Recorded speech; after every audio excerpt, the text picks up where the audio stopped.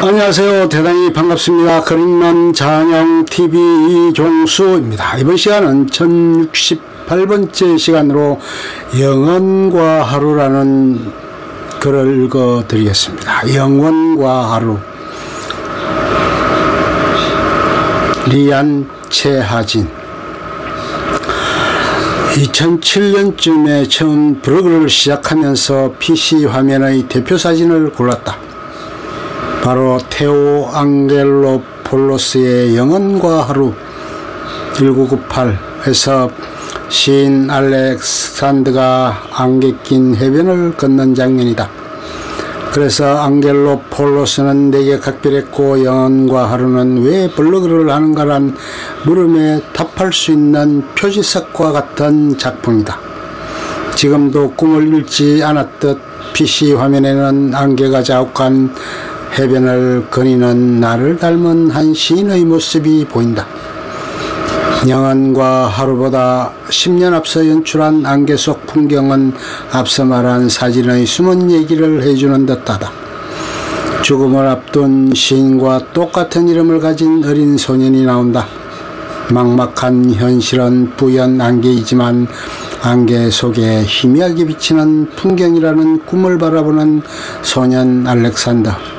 이 소년이 어느덧 죽음을 앞둔 시인이 된 게 아닐까 하는 문득 새해의 다짐을 하듯 안개 속의 풍경 하나를 떠올려서 영원과 하루를 되새기고 싶다.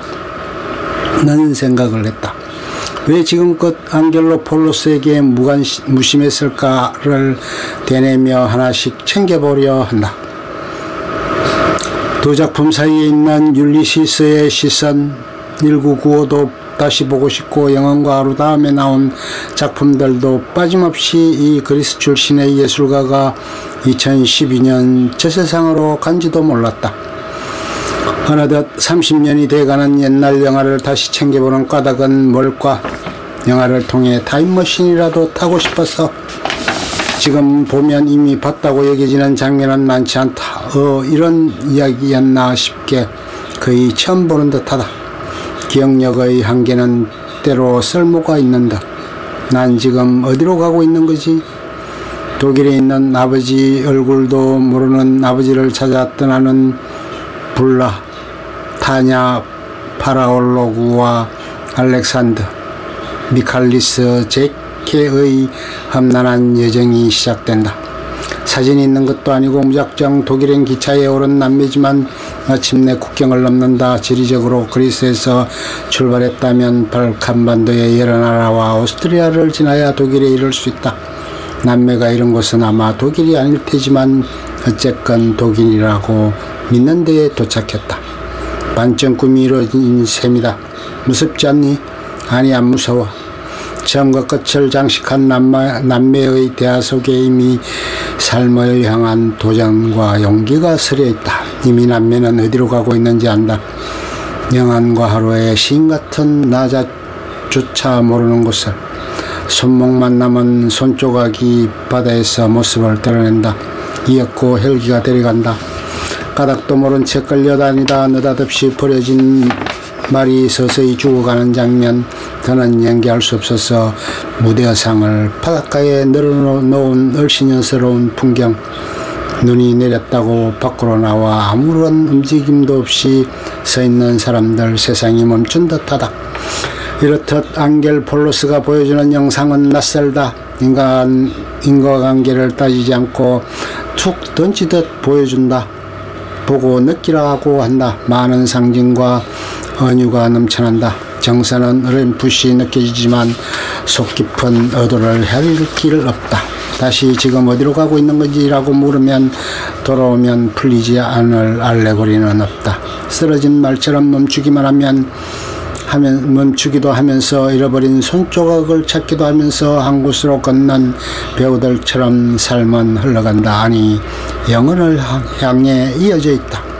꿈을 쫓는 행위는 무섭지 않다고 하듯 용기가 필요하고 간절히 원하면 길이 보이게 마련이다. 현실이라는 안개 속에 꿈이라 불리는 풍경, 안개 속 풍경.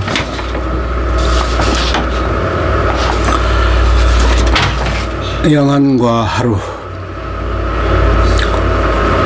1998 제자, 왜 삶은 바람대로 안 되는 거죠? 왜요? 왜 우린 무력하게 꿈만 가진 채 이대로 죽어가야 하는 거죠? 평생을 시에 바치고도 불멸의 시효를 찾아서 길을 나섰던 노 시인이 정작 생의 끝에서 깨달은 것은 무엇일까?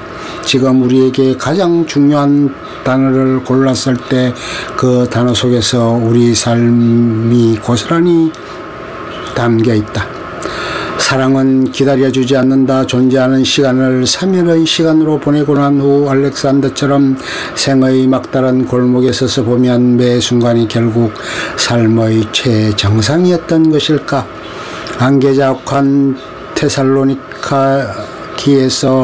그리스 시인인 알렉산더는 죽음을 앞두고 병원에 들어가기 전에 그에게 부여된 하루를 뜻깊은 일로 보내겠다고 생각하며 길을 나섰는데 그것은 평생 수건이었던 19세기 시인 솔로모스의 흩어진 시효를 찾는 것이었다.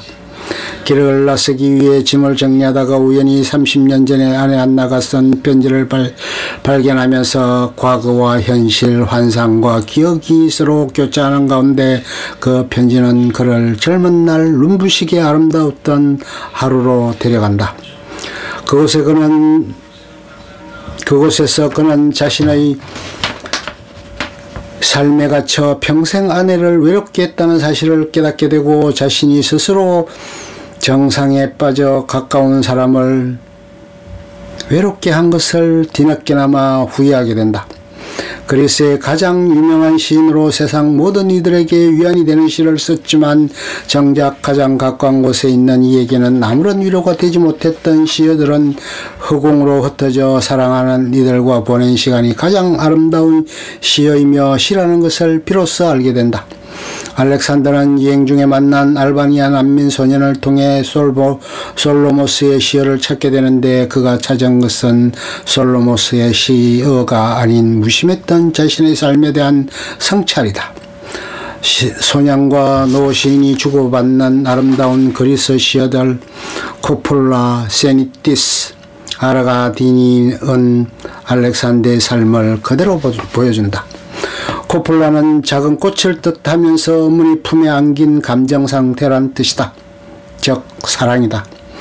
세니티스는 언제 어디서나 스스로를 이방인 떠나는 사람이라고 느끼는 말이다. 그리고 마지막 단어 아르가디니는 밤이 너무 늦었다는 뜻의 즉 인간의 황혼을 은유적으로 표현하는 말이다. 시간의 깨달음 너무 늦었지만 그렇기 때문에 사물은 불멸의 생명을 얻고 가치를 부여받게 되는 것이다.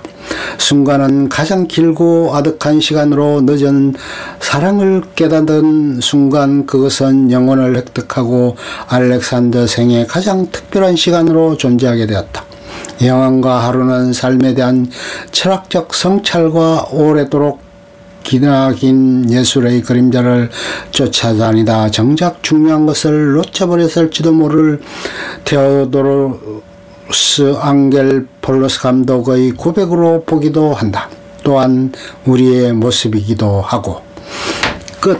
좋으면 좋아요, 구독, 알림 설정 눌러주세요. 감사합니다.